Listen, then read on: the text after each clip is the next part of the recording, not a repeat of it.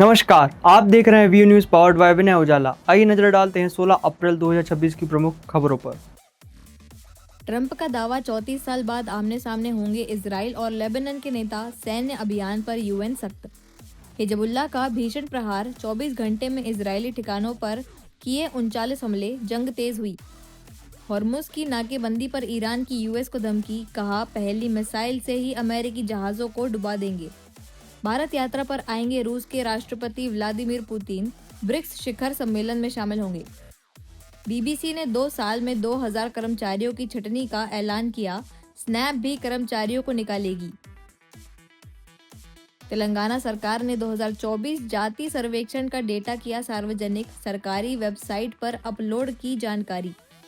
PM Modi ने ऑस्ट्रेलियाई chancellor stalker से की मुलाकात। द्विपक्षीय सहयोग पर हुई बात। अमरावती में नाबालिगों के शोषण का मामला। एक्शन में पुलिस। अब तक 4 आरोपी गिरफ्तार। कुरनूल सड़क हादसे में 8 तीर्थ यात्रियों की मौत। पीएम ने जताया दुख। पीड़ितों के लिए मुआवजे का ऐलान किया। नागपुर में सब इंस्पेक्टर पर चाकू से हमला। आरोपी पुलिस अधिकारी की बाइक लेकर फरार। नासिक मामले पर हंगामा बढ़ना तय। बजरंग दल का 16-17 अप्रैल को देशव्यापी प्रदर्शन का ऐलान। दिल्ली में साइबर ठगी का बड़ा खुलासा। फर्जी प्रोफाइल से 500 महिलाओं को बनाया शिकार। आरोपी गिरफ्तार। दिल्ली में जनगणना का पहला चरण। घर घर होगा सर्वे। डिजिटल तरीके से जुटेगा डेटा। दिल्ली में घर में घुसकर 70 वर्षीय वृद्धा से दुष्कर्म। 27 साल के आरोपी ने पानी लेने के बहाने की हैवानियत। एमपी की राजनीति में बड़ा बदलाव। 345 विधानसभा सीटें और 43 लोकसभा सीटें। 33% महिला आरक्षण से बदलेगा पूरा समीकरण। एमपी के कर्मचारियों को राहत। छठे वेतनमान वाले 40,000 कर्मचारियों का महंगाई भत्ता 5% बढ़ा। एरियर भी मिलेगा। भोपाल में सीएम डॉक्टर मोहन यादव ने जनजातीय योजना कार्यशाला में विकास और रोजगार पर जोर दिया। भोपाल के बैरसिया में सनसनीखेज वारदात। किराना व्यापारी की दिन दहाड़े हत्या। सीने के आर पार हुई गोली। इंदौर के राव में युवक की गोली मारकर हत्या। पुलिस आरोपियों की तलाश में जुटी। इंदौर के खजराना में ब्राउन शुगर के साथ आरोपी गिरफ्तार। ड्रग्स सप्लाई का खुलासा। भोपाल में मुख्यमंत्री डॉक्टर मोहन यादव ने जनजातीय बजट कार्यशाला का उद्घाटन किया। उन्होंने कहा कि सरकार जनजातीय समाज के विकास और रोजगार बढ़ाने के लिए लगातार काम कर रही है। भोपाल में मुख्यमंत्री डॉक्टर मोहन यादव ने नरहोना प्रशासन अकादमी में 2 दिवसीय जनजातीय उपयोजना बजट उपयोग कार्यशाला का उद्घाटन किया। इस दौरान मंगू भाई पटेल भी मौजूद रहे। मुख्यमंत्री ने कहा कि जनजातीय वर्ग के कल्याण के लिए केंद्र और राज्य सरकार मिलकर बजट का बड़ा हिस्सा खर्च कर रही है, जिससे रोजगार के अवसर बढ़े और जनजातीय समाज विकास की मुख्य धारा से जुड़ सके। संसद में विपक्ष के हंगामे पर उन्होंने कहा कि नरेंद्र मोदी के नेतृत्व में लिए जा रहे फैसले, खासकर महिला सशक्तिकरण से जुड़े कदम, लोकतंत्र को मजबूत करेंगे और देश की राजनीति की दिशा बदलेंगे। उन्होंने विपक्ष से इस अभियान में सहयोग की अपील की।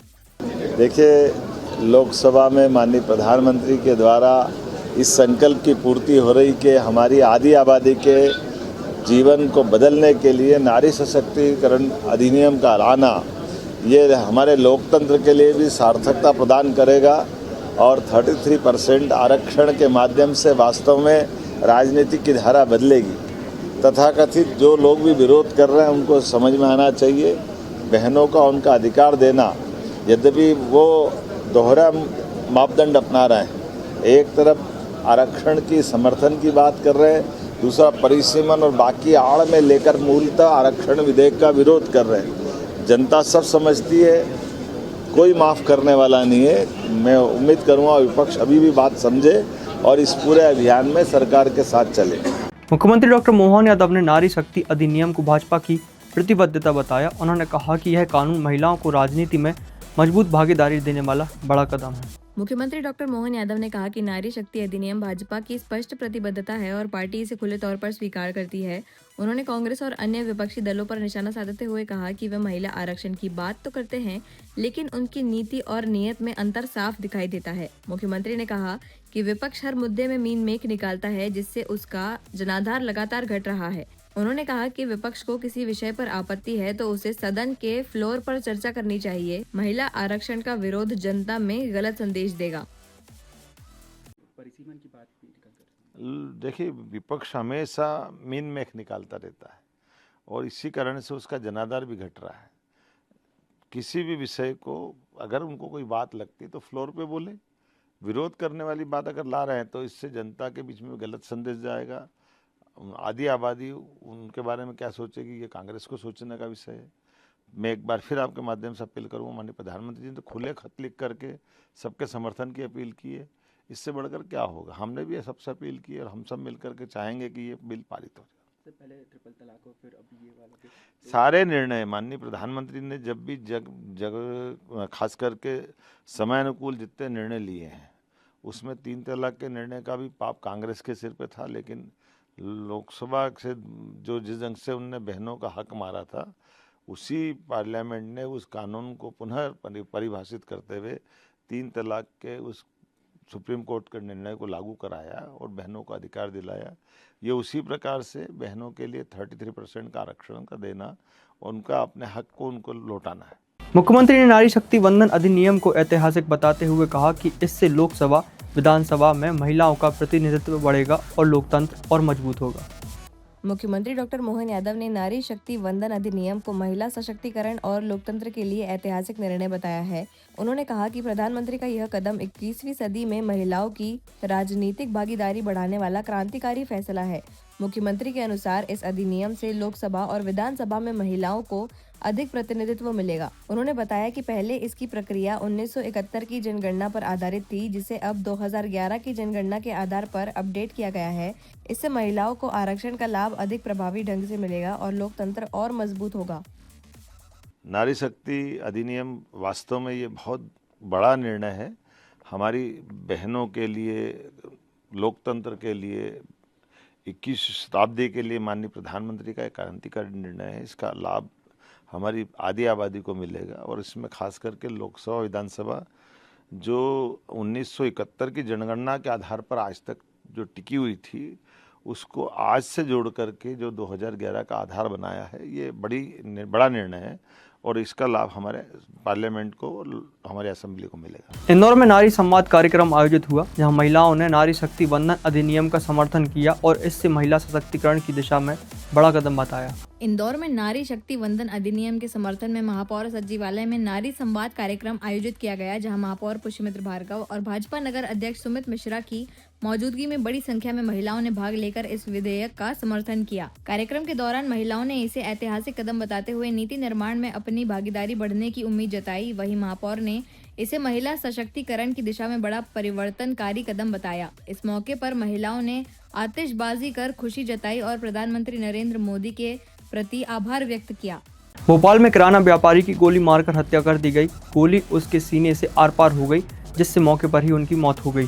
पुलिस सीसीटीवी के आधार पर आरोपी की तलाश में जुटी है। भोपाल में किराना व्यापारी हनीफ खान की गोली मारकर हत्या कर दी गई। बैरसिया निवासी हनीफ शमशाबाद रोड से गुजर रहे थे, तभी अज्ञात बाइक सवार बदमाशों ने उन पर फायरिंग कर दी। गोली उनके सीने के आर पार हो गई, जिससे मौके पर ही उनकी मौत हो गई। घटना के बाद इलाके में हड़कंप मच गया। सूचना मिलते ही पुलिस, फॉरेंसिक टीम और डॉग स्क्वाड मौके पर पहुंचे और सबूत जुटाए। शव को पोस्टमार्टम के लिए भेज दिया गया है। Additional DCP doctor Neeraj Chaurasia के मुताबिक पुलिस सीसीटीवी फुटेज खंगाल रही है और आरोपियों की तलाश जारी है।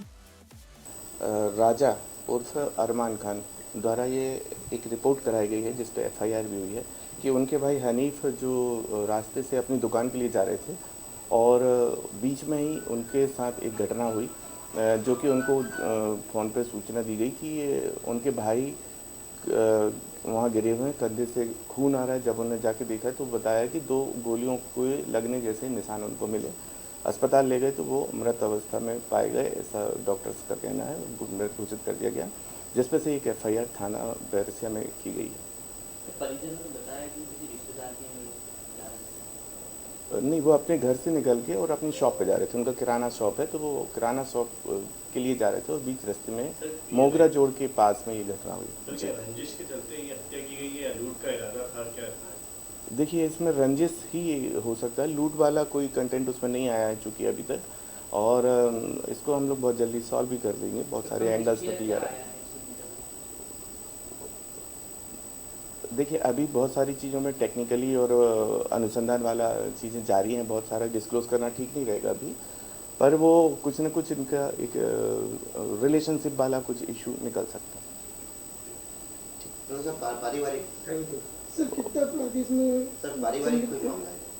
पारिवारिक ही हो सकता है, क्योंकि वो चूँकि उनकी 2-3 ऐसे रिलेशनशिप थे, हो सकता है उनमें से कोई एक एंगल निकलेगा। सर इसमें कितने अपराधी संदिग्ध थे और कितने लोगों पर राउंड अप कर लिया, कितना फरार? देखिए, अभी सिर्फ पूछताछ चल रही है, राउंड अप अभी किसी को नहीं किया गया है। पूछताछ के बाद जब कॉन्क्रीट इसमें एविडेंस और जानकारियाँ मिल जाएंगी तभी करा किया जा सकेगा। दूसरा, अभी अज्ञात है चूँकि, तो कितने लोग हैं ये भी उसमें ज्ञात नहीं है। ज्ञात होने पर सारा चीज़ डिस्क्लोज हो पाएगा। ऐसे ही खास खबरों के लिए बने रहिए हमारे साथ व्यू न्यूज़ पर, फॉरवर्ड बाय विनय ओझा।